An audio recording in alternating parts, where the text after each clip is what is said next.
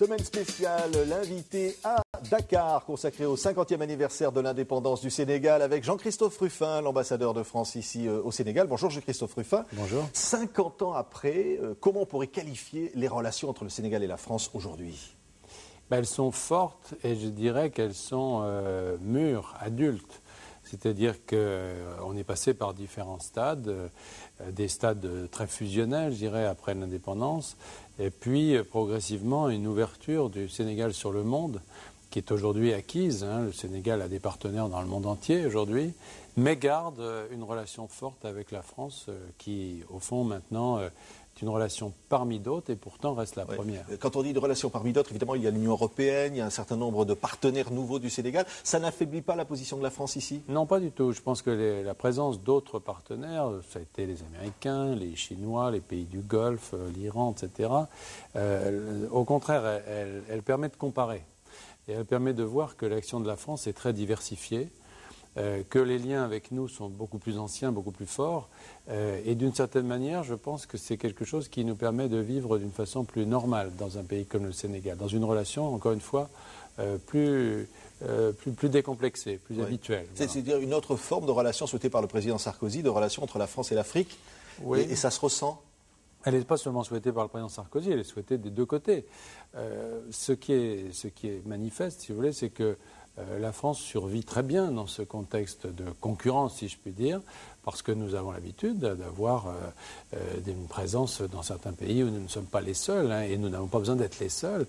Donc c'est plus normal. Puis il y a une autre chose que je voudrais ajouter, c'est que nous jouons ici vraiment le jeu du multilatéral, c'est-à-dire que nous nous présentons comme un État européen qui est coordonné avec les autres pays européens.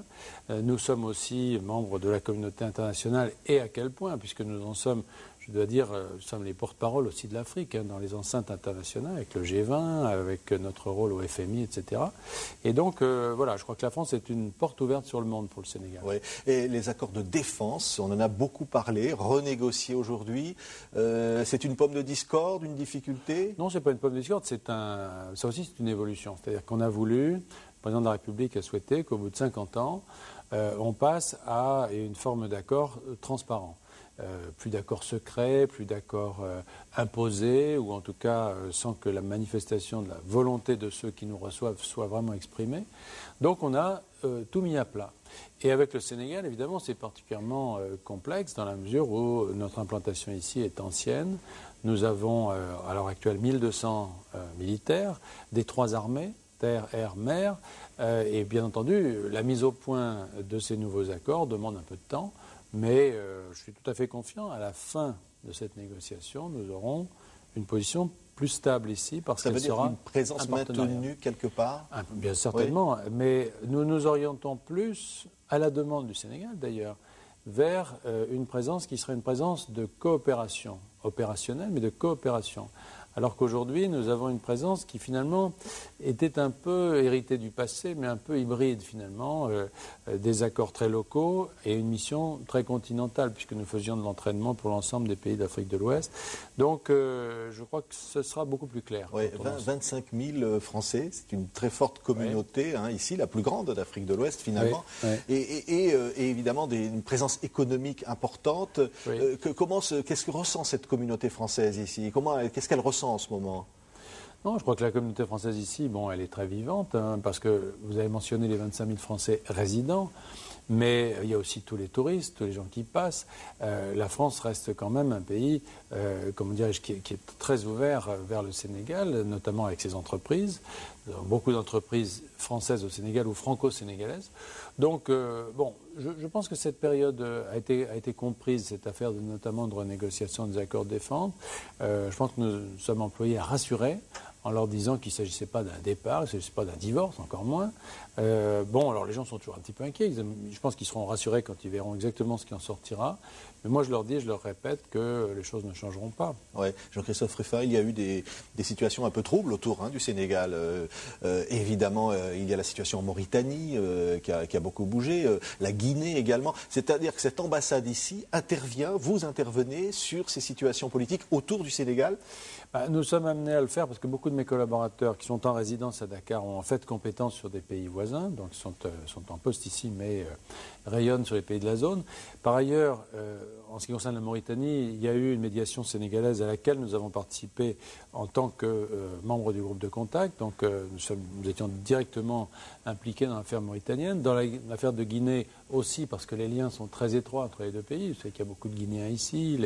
Donc forcément, je veux dire que nous ne pouvons pas être à Dakar et nous désintéresser de ce qui se passe. Mais là-dessus, je suis assez confiant. Je trouve qu'on a fait beaucoup de progrès. Et on aurait eu cette conversation l'année dernière. J'aurais été plus pessimiste. Aujourd'hui, la Mauritanie va beaucoup mieux et la Guinée est en bonne voie. Ouais, et c'est le regard aussi sur un pôle de stabilité que constitue le Sénégal, de stabilité politique de ces 50 dernières années. Oui, tout à fait. C'est un pays qui a gardé cette stabilité à la fois démocratique, parce que un pays qui a connu une alternance, qui a connu une vie politique à la fois riche, parce qu'elle est très riche. Il suffit de lire la presse et de voir que les débats sont multiples et que les gens parlent très librement. Et en même temps, cette liberté n'a pas compromis la stabilité du pays.